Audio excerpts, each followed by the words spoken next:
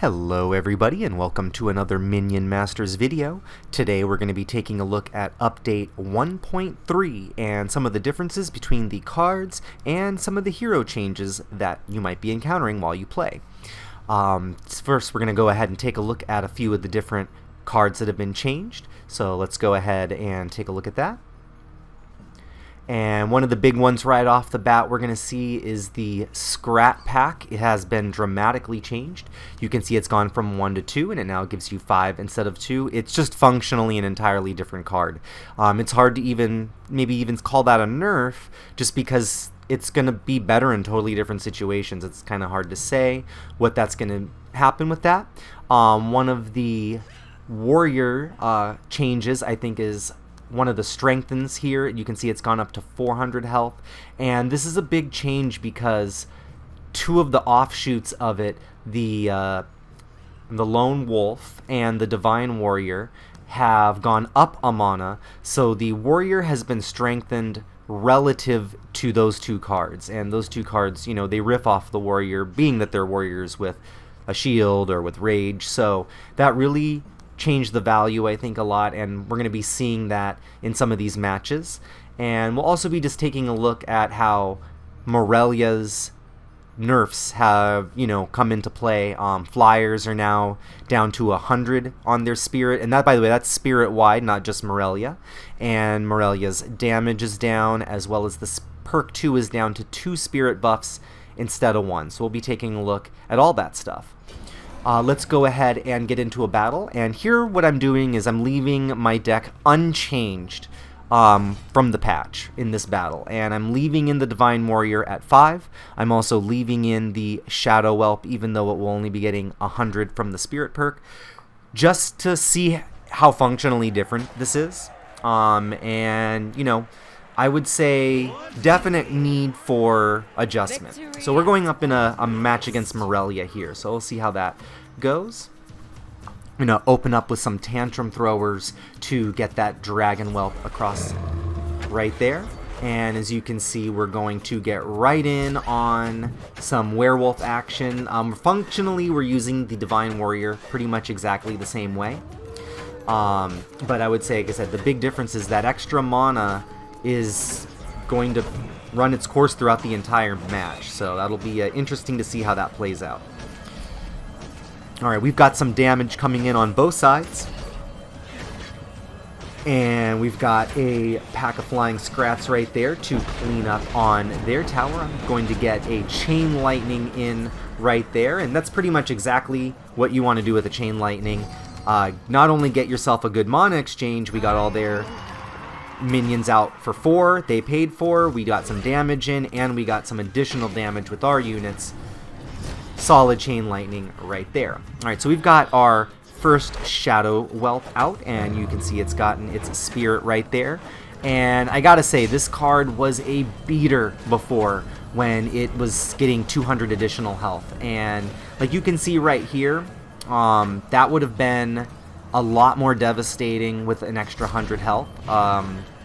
That would have gotten several extra hits in right there. So you can already see a little bit of a difference. And we are going to, again, play the Divine Warrior. Isn't going to play any differently than before. But again, just from before, we're now 2 mana behind where we would have otherwise been. Alright, we've got a pack of Scrats coming in on the South Bridge, and we're going to counter that with a Divine Warrior. This was a little bit of a misplay right there. Probably should have dropped something a moment sooner, and we could have saved that Fire Imp. Didn't happen that way. Got a little conservative on that play, and sometimes trying to hold off on a play can work against you like it did right there. Alright, so we've got some more Shadow Whelp action in right there, and you can see the Succubus getting in right there. And I think that the Succubus is going to be one of the top, I don't want to say counters necessarily, but I think it's going to be one of the things we're going to see differently. Now that we've seen Morellia Spirit perk get, you know, nerfed with Flyers, and this case we're maybe going to see something that can attack Flyers like a Succubus, but also still get that 200 damage. You know, again, that's Spirit wide, but it was so widely used as a Morellia strategy that I think that you're going to see that happen particularly in Morellia decks. Alright, we got a Zhao Long coming across right here, getting in a little bit of damage in at the tower, and this is a card that I think maybe didn't get affected by the nerf quite so much to the Spirit, just because you're really kind of more banking on forcing them to have to work around spells or play spells. So we maybe got a little bit of extra damage in, but really we're trying to force a spell, and that extra 100 damage I think will get us there sometimes. You'll see at this point here, one of the things that I have seen a lot in our opening matches since I've played in patch 1.3 is that a lot more life drain and a few less spirits happening from Morellia players in general. So I do think that that's maybe a trend we're going to be seeing a little bit more, is more life drain themed decks with maybe a few less spirits now that Spirit's a little less effective than it was before. Alright, this is maybe a little bit of a misplay on my part. I think if I could go back, I wouldn't have done the Shadow Whelp right there. As you can see, it was a very easy target for that Succubus. The better thing to do might have been to set up in the back, maybe even go as far as playing a Cleaver there, so that we could have gotten the Succubus out early and then still maybe gotten some damage and protection from the Dragon. And as you can see, the Dragon just got too close, lost that one, and you know, definitely some adjustments need to be made to the deck. I don't think that the Divine Warrior fits quite as easily as it does before, and while I do think the Shadow Whelp is still excellent, I'm interested to see what a Succubus can do in its place. So let's make a couple of adjustments to this deck.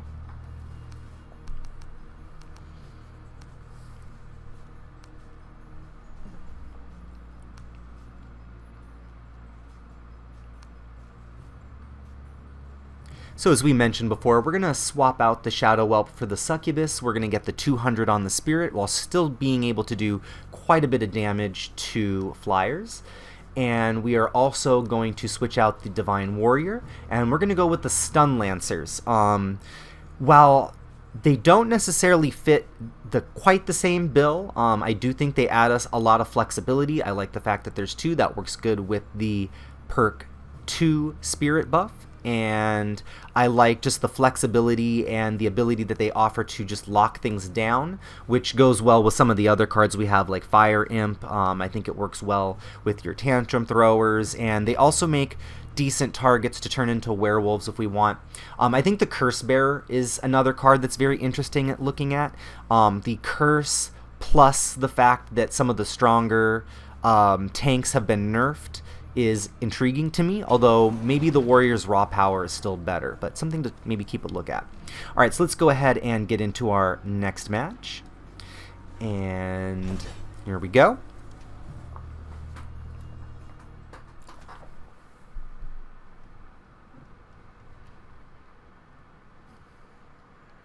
This time we'll be going up against Milloween.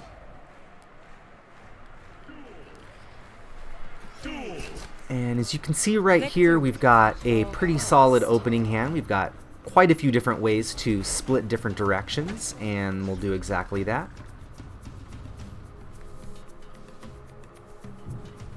The Stun Lancers getting the Spirit perk is very interesting to me right now, just because even though they're not necessarily damage dealers, having them be more difficult to deal with gives us more lockdown opportunities, so I'm interested to see how they play in this deck. We're going to go ahead, and I made a little mistake there. I was hoping to also get the Whelp as a part of that. Didn't work out. Wouldn't have done that otherwise, and I probably should have targeted the Whelp right there. We're going to go ahead and drop a Cleaver down right here, and this has been kind of consistently one of my favorite ways to deal with the Scrat tank, in just the fact that it takes care of it pretty quickly, and then we're still going to have something pretty powerful going the other way. And we have a few defenders there for it as well. As you can see, the Succubus is coming in. We've got our Sniper Scrat getting some damage in, so definitely an effective way to support that unit. Alright, we're going to get some Tantrum Throwers in right there to just slow down their push. And as you can see, the Fire Imp is going to clean everything up. And a Spirited Fire Imp is still extremely powerful right now, so that one is pretty much unchanged, and you can see right here how we're going to get a little extra damage in, even though we've got that whelp on us, and every little bit helps. Still very powerful right there. Here's an opportunity to see what we can do with Spirit on these Stun Lancers, and actually doesn't happen that way. We got the Tantrum Throwers out a little bit earlier. That would have been an interesting spot, though. We would have got an idea of how that would have played out, and we could have taken care of that unit right there if we had timed that a little bit better. Had a moment of thinking about the defensive side of that, and we pulled back the Succubus a little bit. We are also going to Werewolf right over here, and as you can see, Spirit buff and the Werewolf, very powerful, combination still. Any of those ground units that are strong beaters are still doing great with that. We are getting one less unit spirited, but the ones that benefit a lot from Spirit still are. So Morellia, a little bit weaker, still showing quite a bit of strength with that buff. And I still think that the Spirit, even with the nerf, is proving to be pretty effective still. Alright, we're going to get another push. Here we're going to go Cleaver on their Arcane Golem. And again, I like it for the same reason that I like it on the Scrat Tank. It's mostly just, it's a difficult unit to deal with. It takes care of it on our side, and then we can send something the other way offensively. I'm liking the Succubus and the Cleaver working together right there, as I definitely think the quickness of the attacks of the Succubus and the fact that it can hit aerial units is a nice complement right there. Alright, we've got a tank and an Arcane Golem coming up the North Bridge. We're going to get some Tantrum Throwers in front of that, get that quick arrow damage in, or I should say spears, and then tank the rest of the way. Here is another spot right here where we've got those Stun Lancers are just kind of cleaning up the bridge. They're kind of acting as a tank, but a little bit less effective when they're swarmed, than the Divine Warrior might have been handling that right away. So, gonna have to come up with some more creative ideas on how to deal with that. Right there, I opted for the Skeleton simply for distraction. That was one of those cases where I felt like I could get some extra value and clean up that push and kind of be in a better spot on our south push right here than I would have if I had gone with Spirit.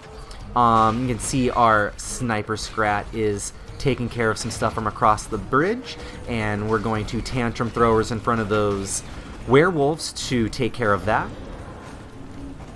And we're going to get some life drain into the action now. We've kind of hit that point where we really just want to control their units, and we should be able to get ourselves the rest of the way. And we're going to go ahead and think about where we want to play that dragon. And that was just a case where I wanted to see if I could get a little bit more value out there. And we certainly got that, as well as a nice distraction. And this should be enough for us to put out a closing push. Alright, as you can see, we're going to go with the split push right here. We've got some Tantrum Throwers going up the North Bridge, and they're going to be there to take care of the Scrat Tank, as well as the other set of Tantrum Throwers going on the South Bridge, and we're going to split some Stun Lancers for support right there. I'm going to hit that Chain Lightning on the bridge just to clean all of that up, and this is going to be a strong push into the tower, and I'm going to get that Werewolf there. We're going to clean everything up and get that damage in for the victory. So as you can see, definitely played a little bit more defensively in this style, and typically this deck had been a little bit stronger on offense, so it's given us maybe a little bit of defensive flexibility at the cost of some offense, but able to take advantage of the Spirit perk a little bit better, with one less flyer and a little bit less mana consumption as well with some of our tanks. Alright, now let's switch over. We're going to take a look now at a Milloween deck. We'll just go ahead and put that one together here. And unfortunately, one of my favorite decks that involved Grasping Thorns and the Wall is just, it's not really viable anymore. Grasping Thorns, as you can see, has been raised to 3 mana, and while it is a little bit more able to sustain damage than it was before, it's just not worth it with Call to Arms anymore. Even if you're taking advantage of the Thorns and then doing the call and getting value on both sides. One thing that's interesting though is Jungle Jumble is finding its way into some of these decks, as well as there's also the Future Present. Forgot the name of that one there for a second. That's also making its way into Milloween decks, just because they're adding some new value with her perks and just make a good combination. One of the other things we're going to notice is, Scrap Pack has pretty much been changed, as has the Screaming Scrap, but it's still functionally giving you a lot of what it did before. The Nether Bat is making its way into a lot more decks now, as it's still that cheap 1 mana answer to just a lot of things. Just flyers, just a little bit of extra damage. It can take a bridge. You're no longer able to take 2 bridges for 1 quite so easily, so this is going to be our best bet. We're going to fill out the rest of the deck here with some of the usual suspects. We definitely want to go Clear Skies. I personally, I like to go Howling Moon. That's my favorite rendition of this deck for the moment. We're going to add in some Stun Lancers for that defense, as well as Magma Storm. And as you can see here, there's pretty much a common theme to this deck.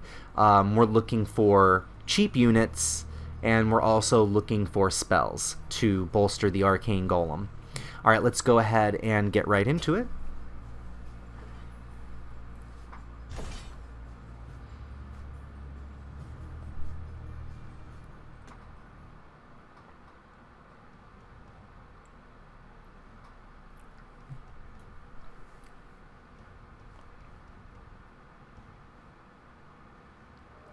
Alright, and we've got a match up against Ratbow, and I will say this, I left this one in even though this match was played pretty sloppily by myself. I left it in just because this deck is still, we're going up against, is still a part of the meta, and there is a good solution to beating it, even though we made a lot of early mistakes in this one. So let's go ahead and get right into it. Got a pack, some flying scrats coming across right there, and that still is a pretty powerful counter. One of the things this deck continues to have difficulty with is flyers, but we do have some answers for when the flyers get, a little overwhelming. Here you can see some Blood Imps and an Azali coming across, and this is usually not good news for us. As you can see, we threw a Chain Lightning too early, and not a good play right there.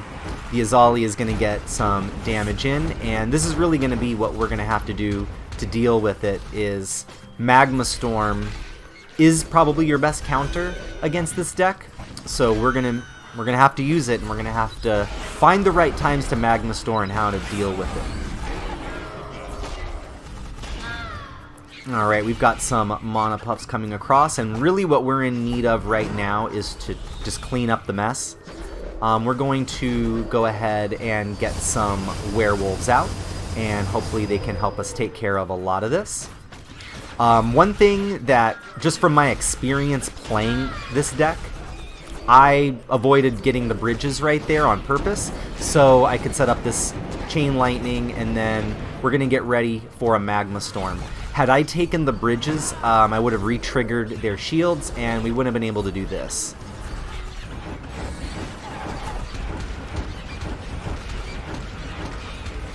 Yeah, Magma Storm can be a pretty hard counter, so even though I basically made no correct plays through that entire match, I was able to bail myself out just from having played that deck a lot and knowing, oh yeah, stay away from the bridge, just let's get a strong Magma Storm in once everything is built up, and hopefully that'll be enough to get us there.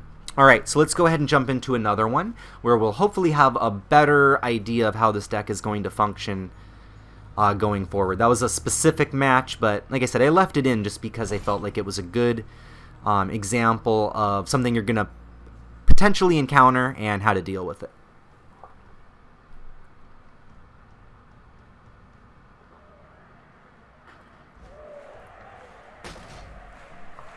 Alright, we've got a matchup against Storm Ranger right here, so we know the pressure is going to be coming. Opted for bridge control early. One thing is definitely not changed about Milloween, and that is you want to have as much experience as possible. This is still about getting through the perks, in my opinion. So we're going to get our Netherbat killed real quick. But basically we're just looking for ways to get some damage in right there on their meat thrower. It's getting some pretty hefty damage in. I'm going to get a early heal right there. I just figured, hey, that's a good spot to get the Stun Lancer some health back and get myself some health back. So it was an okay spot for that. We're going to go ahead and Netherbat to take care of this Rammer, as well as Screaming Scrat. And basically what you saw right there is it was just a little bit of distraction. Get that Screaming Scrat to pull it away from our tower, and then kill it before it can get to the tower. Alright, we have... Our opponent has hit perk 1, and they have a Harbinger coming. We are going to take care of this with a Magma Storm. This is a little bit hit or miss. At its best, this is going to work like a charm, like it did just there. If you don't place your Magma Storm correctly, you are asking to spend 5 mana on nothing. So be aware of the placement and make sure that the Harbinger isn't only going to be in the Magma Storm's range, but will stay in the Magma Storm's range throughout the duration of it. Alright, we've got a Chain Lightning slowing us down up on the North Bridge, but our Werewolf is going to get straight to the tower, and we're going to Clear Skies all the way back to full health, and really just get ourselves back in position. Clear Skies is a, you know, it can have moments where it's not always going to be ideal, in that it's going to be healing your opponent, but if you feel you can get more damage in, even with the heal, go for it. You know, if you can prolong your attack, if you can give your attack second life, those are all very valuable things that can earn you board position and extra damage. Alright, we're going to Screaming Scrat for some distraction while we take care of that Defenso Chopper with our Arcane Golem. And we're going to stun lock this Rammer that has gotten to the tower right here. And this is just one of the ways that we're going to want to deal with it. That was nice. Not only was that a positive mana exchange for us, we got away with that with a little bit more, and we're gonna get a heal in right there as well. And that's one of my favorite synergies of this deck, actually. We can play the Werewolves offensively or defensively and Clear Skies right after, and basically just negate the negative part while gaining the positive. Or we can do it the other way around, which is, you know, wait until they've done their thing, you know, clear out all of their stuff, get the half of the damage, you know, on a big bunch of units that they have, and then Clear Skies after we've cleaned everything up. So both are very viable ways, I feel, to use that. We're going to go ahead and stun lock once more, and as you can see, those Werewolves split in a way that was probably good for us right here in this spot.